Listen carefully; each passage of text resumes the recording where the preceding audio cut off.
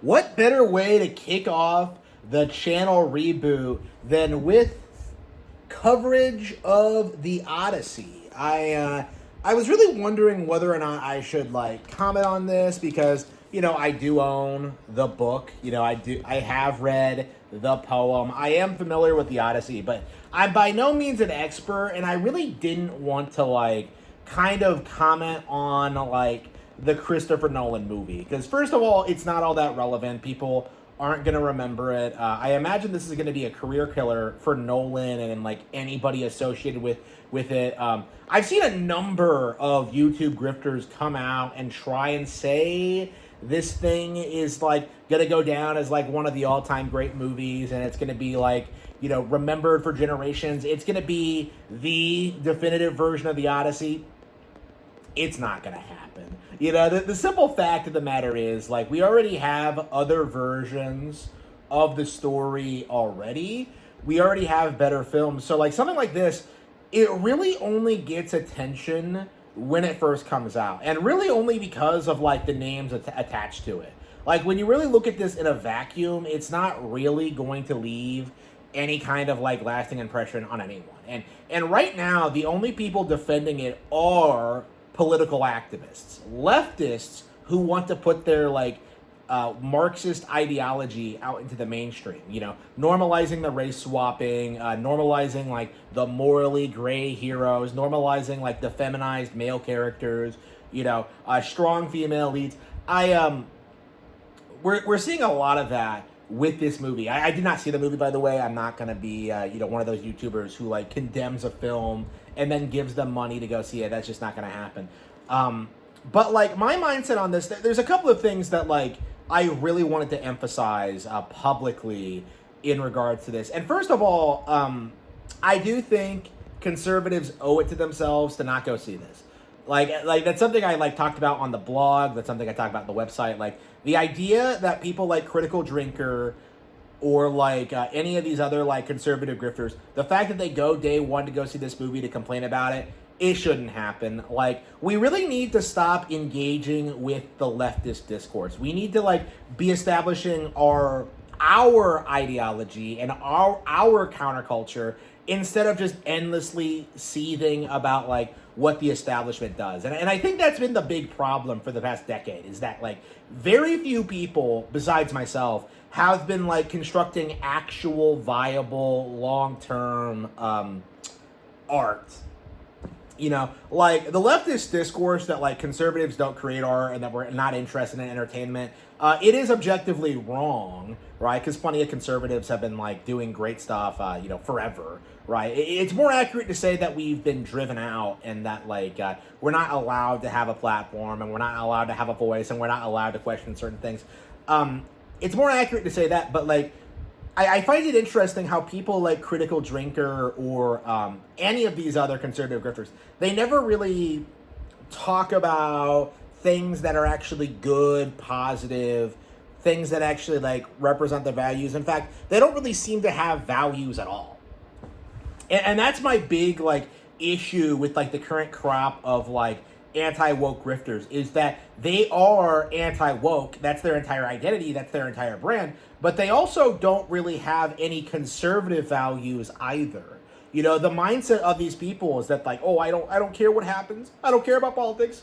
As long as like I don't get taxed and like nothing bad happens to me personally, and as long as my video games are good, I don't care what happens. Like it's a very plebeian way of viewing the world. Okay, it's disgusting, and I do think it needs to be eliminated, okay? You're not a child. You're not a little girl, okay? You're not going to hide from the problems. You're going to have to take real responsibility, okay? And you're going to have to, like, have real values and real convictions and actually just follow through on what you say you're going to do. Okay, being like the Quartering, being like Jeremy Hambley, espousing conservative views for a grift while, like, privately being like, I don't know, some lecherous slob, okay? Just a grifter, a conservative for a paycheck, basically, a professional conservative. This has to stop. Okay, this is like the real fundamental problem that we see in this community is that none of these people have any real convictions. They have no real ideas, and they have no ability to kind of address like certain real cultural issues. Like for example, when it comes to the Odyssey, right? Like what was the narrative going into this from the anti-woke grifters, right? What was the narrative? Like, oh, read the book, read the tradition, like, oh, like embrace tradition, oh, like, and first of all, like none of these guys have actually read the Odyssey. They don't know all that much about it. And that really does come across in like the discourse. Because one of the things I became aware of, just recently actually, is that Christopher Nolan based the script for the movie off of the Emily Wilson translation. And if you don't know anything about that, it's some like woke subversive text that universities and the establishment are pushing as like the definitive version of the poem, right? So it's like it's some weird like modernist, just kind of woke subversion of like classical epic poem. Like it's basically just Christopher Nolan's Odyssey condensed into literary form, if you're not aware. So like first of all, like I feel like people just weren't aware of this because I didn't know this. I didn't see a single person talk about this. Like if this was something I knew going into this, like this would have been something I would have bitched about. Because like this is, I think, the how traditionally like the establishment operated, in which they would produce these bad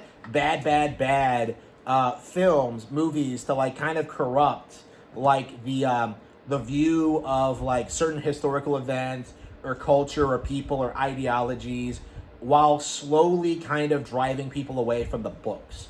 But now we're starting to see them going after the books too. We're seeing them becoming more comfortable in like editing classic books. We've seen a lot of racism and misogyny removed from like James Bond material. We're seeing like books being updated for modern sensibilities. We're seeing like it's becoming a practice that's becoming a bit more common.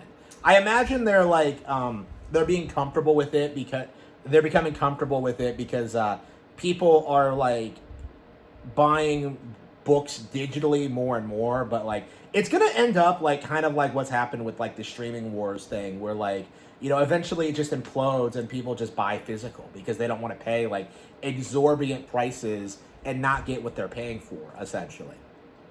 And we're kind of seeing that now with like a lot of classical text, where like a lot of people are like trying to like make it more modern, make it more leftist, make it more propaganda-ish. And they're trying very, very hard to normalize it. And the thing that bothers me about the Odyssey is just like how it feels like the establishment set the stage for this to happen. Because, they produced this really, really bad movie that nobody like sane wants to like watch or talk about or whatever. And like, the immediate response to that is like, well, the book is better, the book is better, the book is better. But like the book has been compromised, okay? The version of the book that you'll see in most bookshelves, that'll be pushed among, the educated class, right? The one that people will be studying, it will be the Emily Wilson version. It will be an attempt at beginning to kind of subvert and destroy the original material. And it's very, very interesting kind of looking at this and looking at the situation play out and seeing just like how this situation is developing, because I am certain this is something that was very clearly played out. Like, because if you look at like, the history of like the degradation of Western culture, like what do? They go after our heroes. They go after like our historical figures. They go after our culture, and they try to say it doesn't matter. It's not impactful. They demonize colonization. They demonize the founding of the country. They demonize their values. They demonize like pretty much everyone outside of like a few hardcore leftist figures. So like I feel like today you see a lot of people, especially girls, celebrating like the accomplishments of someone like Amelia Earhart, who had no accomplishments. Like, oh man, she has a vagina and she flies a plane. Like, Like, not a big deal, okay? Not important, not anywhere near the same level as, like, men who went out and, like, won wars and stuff like that. But we're not taught to value people who win wars. We're not allowed to respect our,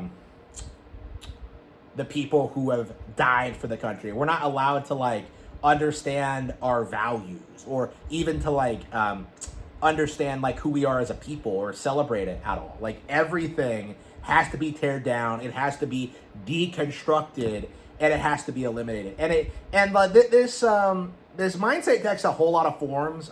It really does depend on what you're talking about. But when it comes to, like, when it comes to, like, Greek mythology, okay, when it comes to, like, the foundation of Western philosophy and, like, literature and all that, like, a big part of it is trying to gaslight you into thinking it's a lot more gay than it actually is, okay? Like, the mindset is to try and act as if, like, this is not as important or integral to our, like, society as it is. Like, the idea is to, like, tear down our history and our heritage and our culture, essentially. The idea is to deconstruct everything that our culture is built on, so they can replace it with, like, woke gay communism, essentially. That's the mindset of that.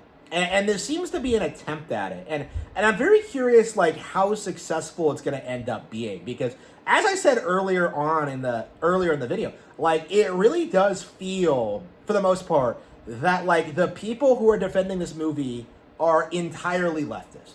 Like, the only people who are defending this are doing so entirely for political reasons. And I think, like, with this release, I feel like it's becoming more obvious that this is the case. This isn't something you can just kind of write off or ignore, or just say it's not true. Like, it's so clearly observably true that it really can't be denied. It's really becoming kind of a problem, I think, like, how self-evident this is. Like, the only way you can, like, bury your hand in the sand and just pretend nothing's wrong is if you're not engaging in the culture at all.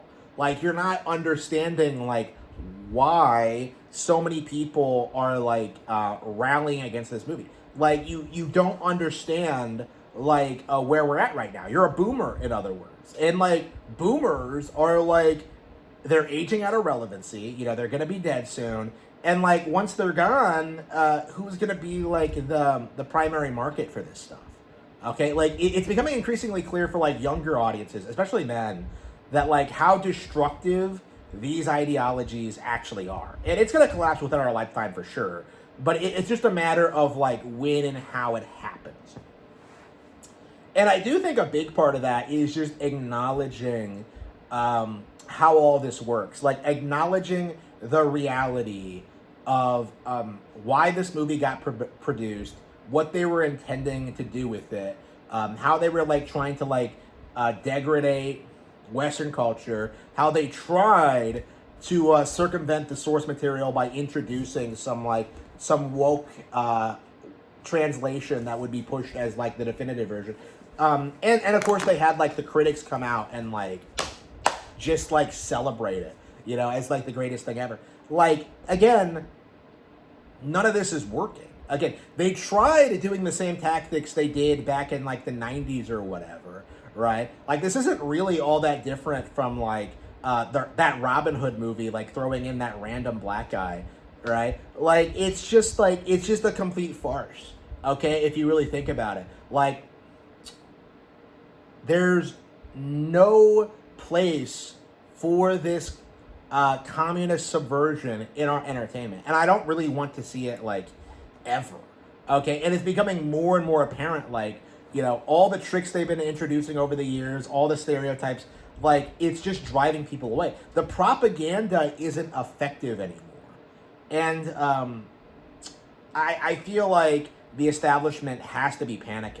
Like, they have to be, like, freaking out right now that, like, people are, like, straight up rejecting, like, their multi-million-dollar, like, productions. The fact that nobody's going to go see it, like, it's just not going to have much of an impact, okay? And with people, like, aware of like the translation thing, it's going to be relatively easy to just get the good translations online if you look for them. It's public domain, so it's not like they can hide them or anything.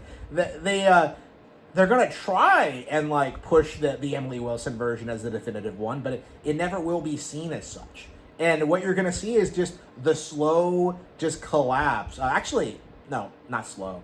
I've said this several times, but like the collapse of like the communist left is going to be very quick, and it is going to be very sudden.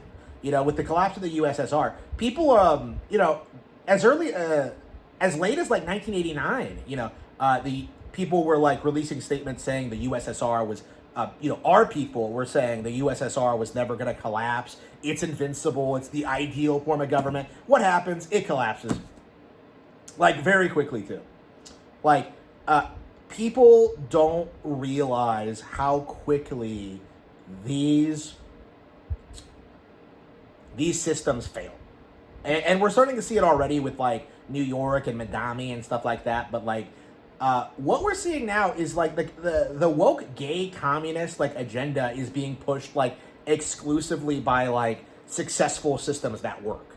And once those systems like, as those systems degrade, it's just not going to be sustainable anymore. Okay, it's people are going to be shocked at how quickly like all of this like collapses. And considering like we're at the point now where we can see how damaging it is, and we can start like listing off by name like who is involved, like their affiliations, their connections, what they were trying to promote. Like it's going to be like a very quick turnaround. Like once we're allowed to do what we want, and by allowed I mean like not being heavily restricted by the government, by the schools, by employers, by everyone.